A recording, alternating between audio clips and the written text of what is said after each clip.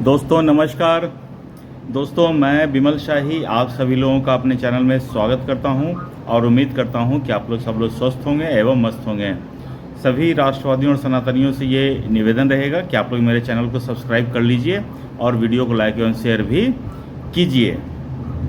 दोस्तों आज हम लोग बात करने वाले हैं बॉम्बे हाई कोर्ट ने जो फैसला सुनाया है एक, उस फैसले के ऊपर हम लोग बात करेंगे। दोस्तों टर्की की एक कंपनी है सेलेब एविएशन। वो कंपनी क्या करती है कि हर एक एयरपोर्ट पर ऑपरेशन का काम करती है, सिक्योरिटी क्लियरेंस का काम देखती है। और इस कंपनी का कॉन्ट्रैक्ट जो है भारत के बड़े बड़े एयरपोर्ट्स पर इनका काम होता है। करीब 9 बड़े बड़े एयरपोर्ट्स पर इनका काम चलता है। यहाँ तक तो ठीक है दोस्तों विवाद तब बढ़ा जब भारत और पाकिस्तान के बीच अभी जो युद्ध की स्थिति थी, जिसमें भारत सरकार ने ऑपरेशन सिंदूर चलाया था। तो इस लड़ाई में टर्की ने पाकिस्तान का साथ दिया, जो हमारा शत्रु देश है। हालांकि हमारा टर्की के साथ कोई डायरेक्ट दुश्मनी नहीं है। टर्की तो वो देश है, जब उसके ऊपर भूकंप का इतना बड़ा प्रकोप आया था तो भारत वो पहला देश था जो टर्की के लिए मेडिकल इक्विपमेंट्स, मेडिसिन्स, एयरफोर्स की टीम, डॉक्टर, नर्सेस वहाँ भेजी थी ताकि वहाँ के लोगों को सही समय पर उचित इलाज और सामान मिल सके। भारत ने चलाया था ऑपरेशन दोस्त टर्की के लोगों की सुरक्षा के लिए, और उस समय टर्की ने भारत को बिग थैंक यू भी कहा था। लेकिन 2 साल में ही टर्की ने इतना कि अपना असली चेहरा दिखा दिया कि भारत के खिलाफ युद्ध में वो पाकिस्तान का साथ दे रहा था। पाकिस्तान को वो ड्रोन सप्लाई कर रहा है, पाकिस्तान को वो आर्म सप्लाई कर रहा है, पाकिस्तान को वो मिलिट्री एड सप्लाई कर रहा है, पाकिस्तान को वो हथियार सप्लाई कर रहा है। इसके अलावा और जितने भी मुस्लिम कंट्री थे, सब में वो जाकर एकजुटता करने की कोशिश कर रहा था कि वी आर ऑल, हम लोग सब मुस्लिम कंट्री हैं and let us unite against India. तो ये टर्की की मुहिम चल रही थी। तो इन सब चीज़ों के बाद, ऑपरेशन सिंदूर के बाद, भारत सरकार, मोदी सरकार ने इस कंपनी का सिक्योरिटी क्लियरेंस रोक दिया था और इस कंपनी के जगह पर इनके स्टाफ को अलग अलग जो एविएशन की कंपनी है उनमें ट्रांसफ़र कर दिया गया था ताकि स्टाफ को किसी तरह का प्रॉब्लम ना हो। इसके बाद दोस्तों जो सेलेब एविएशन है वो पहुंच गए कोर्ट में। तो जैसा कि आप जानते हैं कि मिलॉर्ड तो बिल्कुल ऐसे सिचुएशन के लिए ही तो मिलॉर्ड बैठे रहते हैं।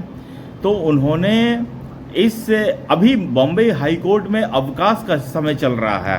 अवकाश का समय होता है कि सारे जज जो हैं वो छुट्टी पे गए होते हैं, कुछ जज की ही ड्यूटी होती है। तो ऐसे जज जनरली किसी भी तरह का रिलीफ नहीं देने के लिए जाने जाते हैं। लेकिन पता नहीं क्या हुआ, जो मिलॉर्ड इस केस को सुन रहे थे उन्होंने इमीडिएटली सेलेब एविएशन को राहत देते हुए कहा कि Celebi aviation as it is काम करती रहेगी। तो दोस्तों अब कोर्ट जो है भारत के इंटरनल सिक्योरिटी मैटर में दखल दे रहा है। कोर्ट को क्या पता कि इंटरनल सिक्योरिटी कैसे काम करता है। गवर्नमेंट अगर कुछ डिसीजन लिया है, सरकार कोई डिसीजन लिया है, तो उन्होंने बहुत सोच समझकर कोई डिसीजन लिया होगा।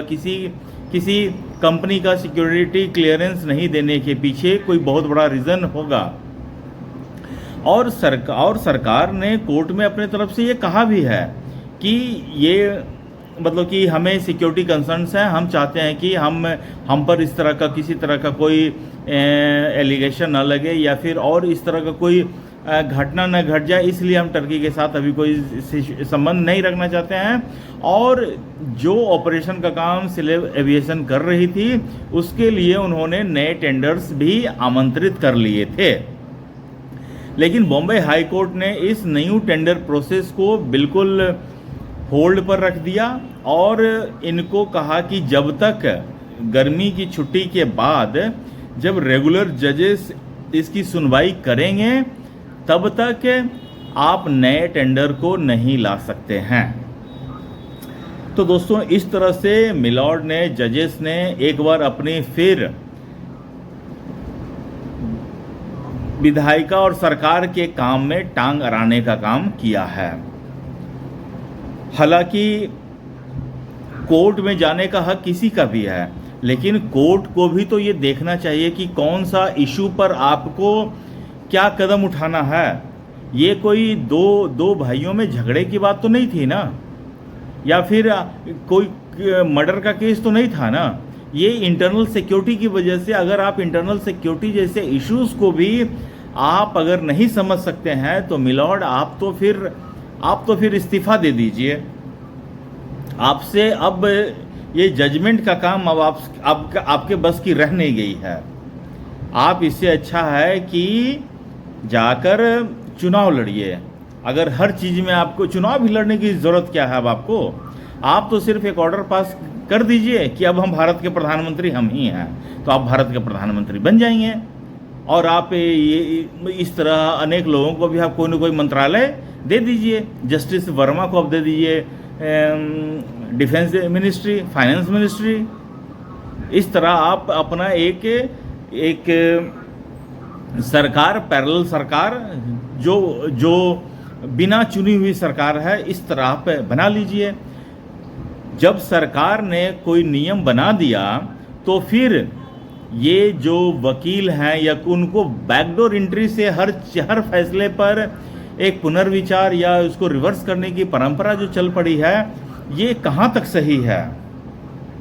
अभी आप देखिए, वक्फ एक्ट पर जो संशोधन एक्ट है, मोदी सरकार ने लोकसभा और राज्यसभा में इनकी मेजॉरिटी थी, इन्होंने दोनों सदनों में इस बिल को पास करवाया। और जो सदन में हारे हुए लोग थे, बेचारे हुए लोग थे, जिनकी सदन में चल नहीं सकी क्योंकि संख्या ही नहीं थी, वो जब सदन खत्म होता है तो वो पहुंच जाते हैं कोर्ट, और कोर्ट के माध्यम से अब सरकार को बैकफुट पर लाना चाहते हैं। ये सही आचरण या प्रचलन इस देश के लिए नहीं है। दोस्तों, अब हमारी बात तो मिलॉर्ड सुनते ही नहीं है, लेकिन दोस्तों आप तो सुन सकते हैं ना। आप इस वीडियो को अधिक लोगों तक पहुंचाइए ताकि मिलॉर्ड तक ये वीडियो पहुंच जाए और उनकी कान में ये आवाज़ जाए कि आप जनता के नुमाइंदे नहीं हैं, जनता का नुमाइंदा सरकार है। और ये पूरे देश में जब एक सुर में बाइकआउट टर्की का अभियान चल रहा है, उसमें आप टर्की को टर्की की कंपनी को आप काम कैसे करने दे सकते हैं। टर्की की कंपनी भारत से पैसा कमाएगी, फिर वहाँ जाकर ड्रोन बनाएगी और फिर भारत के दुश्मनों को देगी ताकि वो दुश्मन हम पर अटैक कर सकें। तो क्या हम टर्की को इसलिए दे रहे हैं काम क्या कि हमारे खिलाफ वो ड्रोन भेजे पाकिस्तान के थ्रू? मिलॉर्ड, ये तो बिल्कुल सहने योग्य बात नहीं है। अब आप देखिए, आपने टाइम दे दिया है, उन लोगों की तो बल्ले बल्ले हो चुकी है। अब देखिए अब क्या होता है, सरकार इसके ऊपर क्या फैसला लेती है, अब ये तो देखने वाली बात है। और दोस्तों, मुझे आज इतना ही अपडेट देना था। आप लोग अपना ख्याल रखिए, स्वस्थ रहिए, मस्त रहिए। तब तक के लिए नमस्कार, बाय।